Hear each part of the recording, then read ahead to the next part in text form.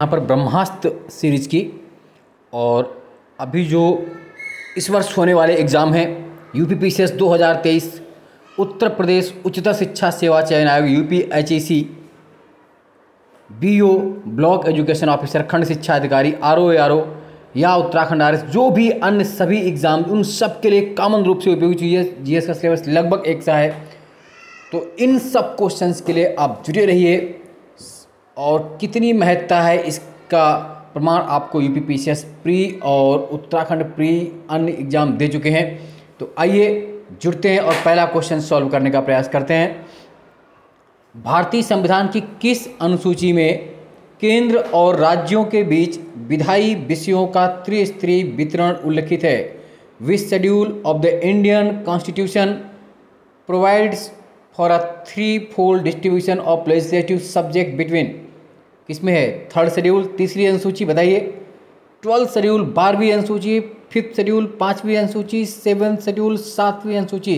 क्या आंसर होगा? और इसका आंसर होगा डी, 7th शेड्यूल।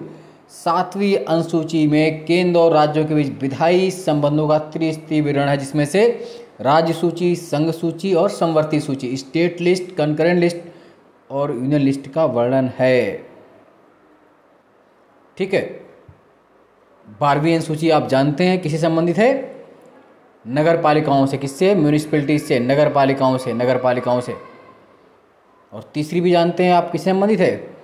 बताइए कमेंट्स बॉक्स में लिख करके किससे संबंधित है। अगला है, which country contributed maximum FDI inflow into India during financial year 2019-20?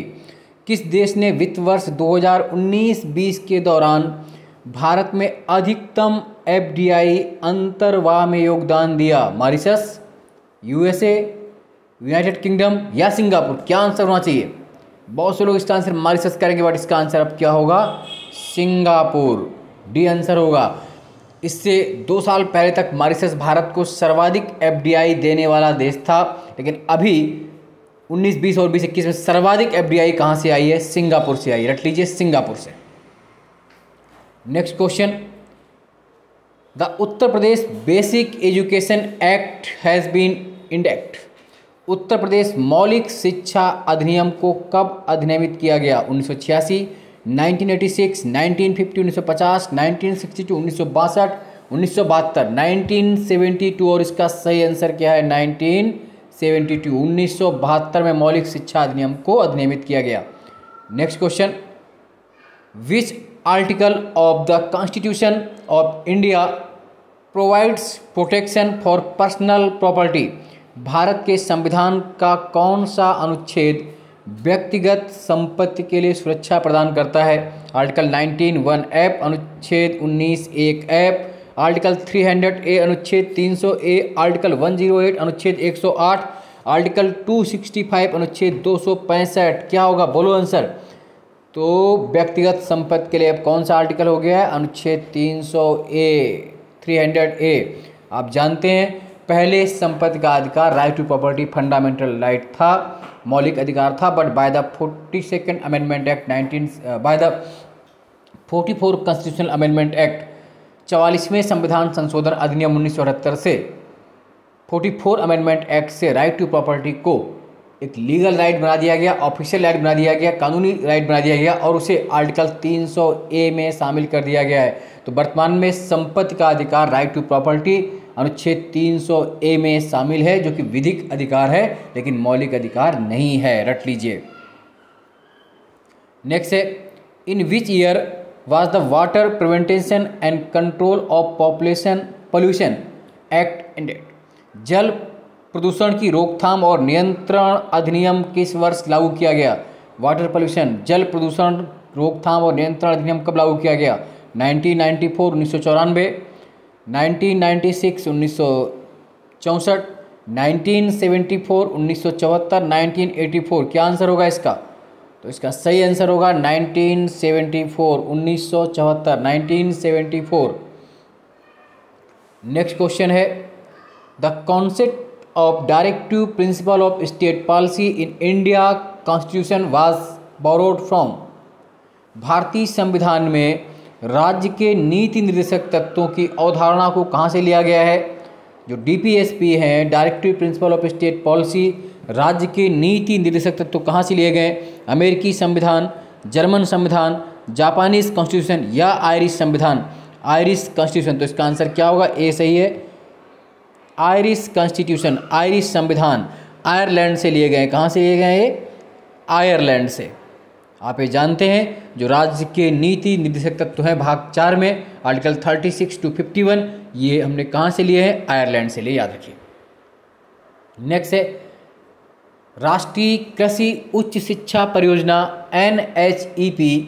बहुत बेहतरीन क्वेश्चन है, खासतौर से जिनको उच्चतर शिक्षा का पेपर देना है।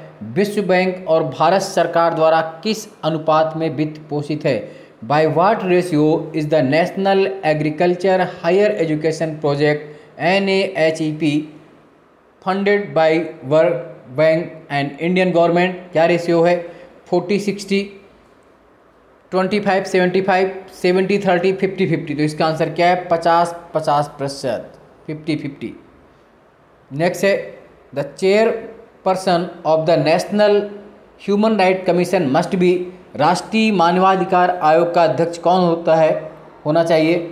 उच्च न्यायालय के सेवानिवृत्त न्यायाधीश, रिटायर्ड जज of the high court, legal practitioner, वकील, retired chief justice of the high court, उच्च न्यायालय के सेवानिवृत्त मुख्य न्यायाधीश, या retired chief justice of India और रिटायर्ड जज ऑफ द सुप्रीम कोर्ट? सर्वोच्च न्यायालय के सेवानिवृत्त मुख्य न्यायाधीश या सर्वोच्च न्यायालय के सेवानिवृत्त न्यायाधीश?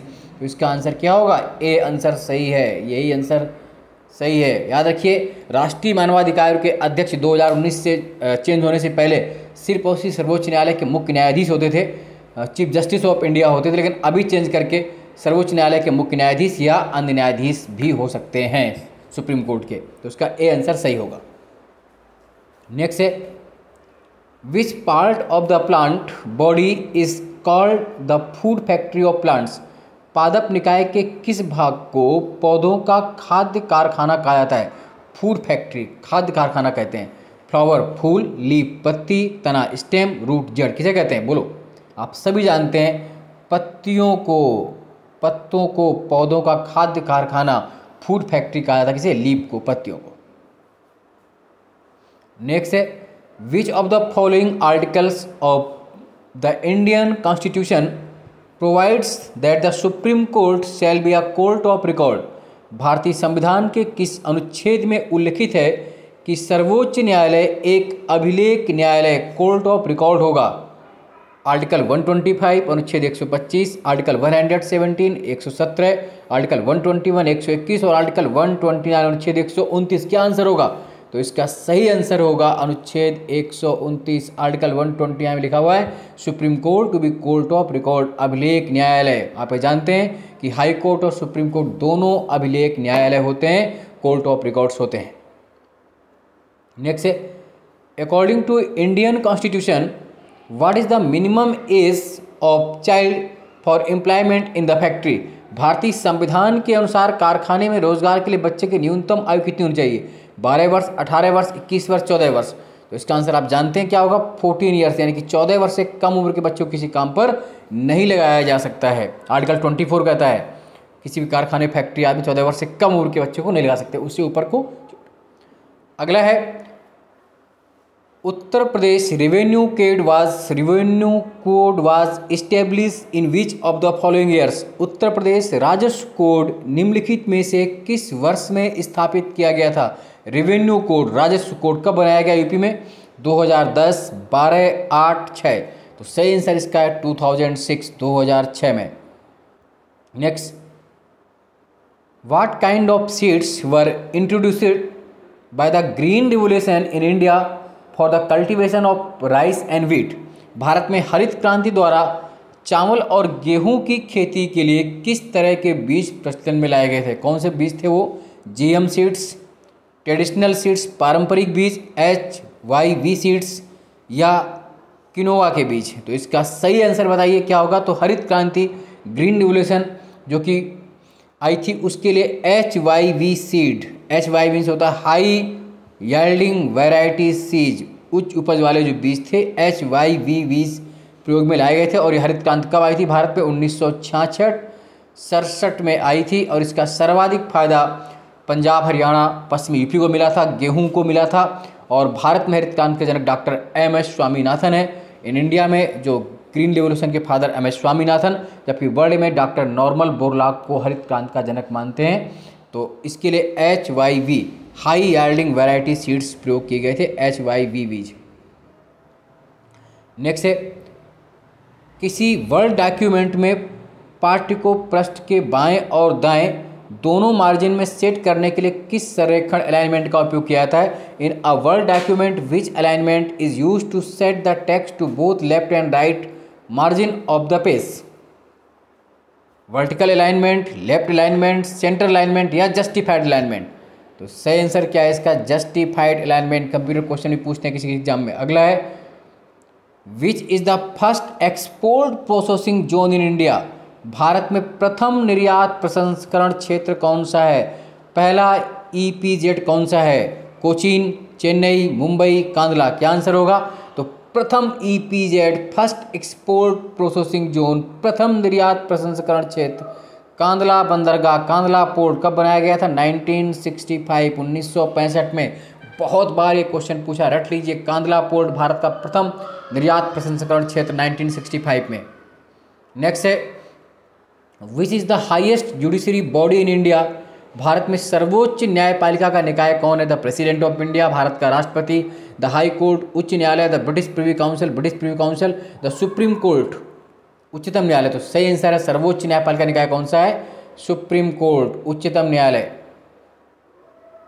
नेक्स्ट है, who was the first inspector general of forest in India? 1864, 1864 में भारत में प्रथम वन महानिरीक्षक कौन थे? First inspector general of forest Verrier Elwin, EP Stebbing, Michel Tusing, Michael Tusing या डाइट्रिच ब्रैंडिस? तो इसका आंसर क्या है? Dietrich Brandeis. 1864 में भारत के प्रथम वन महानिरीक्षक कौन थे? Dietrich Brandis. नेक्स्ट है, who appoint the chairperson and members of state human right commission? राज्य मानवाधिकार आयोग के अध्यक्ष और सदस्यों की नियुक्ति कौन करता है? Chief secretary of the state, राज्य के मुख्य सचिव, chairman of national human right commission, राष्ट्रीय मानवाधिकार आयोग के अध्यक्ष, प्रेसिडेंट ऑफ इंडिया, भारत के राष्ट्रपति, गवर्नर ऑफ द स्टेट, राज्य के राज्यपाल? तो इसका सही आंसर क्या हो जाएगा? ए हो जाएगा। राज्य के राज्यपाल या गवर्नर ऑफ द स्टेट ही राज्य मानवाधिकार आयोग के अध्यक्ष और सदस्यों की नियुक्ति करते हैं। अगला है, in which year the panchayat extension to schedule areas act was intended in by parliament of India? Bharat की संसद द्वारा पंचायत अनुसूचित क्षेत्रों में विस्तार अधिनियम किस वर्ष लागू किया गया? या पीसा एक्ट भी इसी को बोलते हैं। कब आया? 2010, 1984, 1996, 2015, 2010, 1984, 1996, 2015? क्या आंसर होगा? तो इसका आंसर होगा 1996। 1996 में panchayat extension of schedule areas act पास हुआ था, पंचायत अनुसूचित क्षेत्रों में विस्तार अधिनियम। नेक्स्ट है, who conduct the election to the state legislative assemblies in India? भारत में राज्य विधानसभाओं का चुनाव कौन आयोजित करता है? इलेक्शन कमीशन ऑफ इंडिया, भारत निर्वाचन आयोग, स्टेट इलेक्शन कमीशन, राज्य चुनाव आयोग, गवर्नर ऑफ द स्टेट, राज्य के राज्यपाल, स्टेट हाईकोर्ट, राज्य उच्च न्यायालय? तो भारत में राज्य विधानसभाओं के चुनाव होते हैं, स्टेट लेजिस्लेटिव असेंबली के जो इलेक्शन होते हैं उसे इलेक्शन कमीशन ऑफ इंडिया, भारत निर्वाचन आयोग करवाता है। कौन करवाता है? भारत निर्वाचन आयोग। इलेक्शन कमीशन ऑफ इंडिया का उल्लेख आर्टिकल 324 में है। किस आर्टिकल में है? 324 में। अगला है, who is the authority to summon a joint sitting of both houses of the parliament? संसद के दोनों सदनों की संयुक्त बैठक बुलाने का अधिकार किसके पास है? लोकसभा अध्यक्ष, the speaker of Lok Sabha, the president of India, Bharat के राष्ट्रपति, the prime minister of India, Bharat के प्रधानमंत्री, the vice president of India, Bharat के उपराष्ट्रपति? तो दोनों सदनों की जो ज्वाइंट सीटिंग होती है, संयुक्त बैठक होती है, उसको बुलाने का अधिकार किसके पास होता है? The president of India, Bharat के राष्ट्रपति। आप ये जानते हैं आर्टिकल 108 बहुत महत्वपूर्ण क्वेश्चन है। आर्टिकल 108 अनुच्छेद 108 के तहत ज्वाइंट सीटिंग बुलाई जाती है संयुक्त बैठक बुलाने का जो उल्लेख है उस आर्टिकल 108 में है। और उसके बुलाता कौन है? राष्ट्रपति बुलाता है। और इसकी अध्यक्षता कौन करता है? तो लोकसभा अध्यक्ष, स्पीकर इसकी अध्यक्षता करता है। जबकि बुलाने का अधिकार किसके पास है? प्रेसिडेंट ऑफ इंडिया के पास, भारत के राष्ट्रपति। The Bhoodan movement was launched in the year, Bhoodan आंदोलन किस वर्ष में आरंभ किया गया था? 1948, 1948, 1961, 1961, 1960, 1960 और 1951, 1951। तो आप ये जानते हैं भूदान आंदोलन कब प्रारंभ हुआ? तो भूदान आंदोलन 1951, 1951 में प्रारंभ हुआ था। किसके द्वारा? विनोबा भावे जी के द्वारा। किसके द्वारा? विनोबा भावे। कहाँ से प्रारंभ किया था? तेलंगाना के पोचमपल्ली गांव से 1951 में भूदान मूवमेंट स्टार्ट किया विनोबा भावे जी ने 1951, 1951 में तेलंगाना के पोचमपल्ली गांव से। जुटे रहिए, लगातार पढ़ते रहिए, चैनल को सब्सक्राइब कर लीजिए, लाइक शेयर करना भूलिए। और ये जीएस, पीसीएस, यूपीएचईसी, बीओ, आरओ सभी एग्जाम्स के लिए ब्रह्मास्त्र साबित होगी। जय हिंद, जय भारत, धन्यवाद।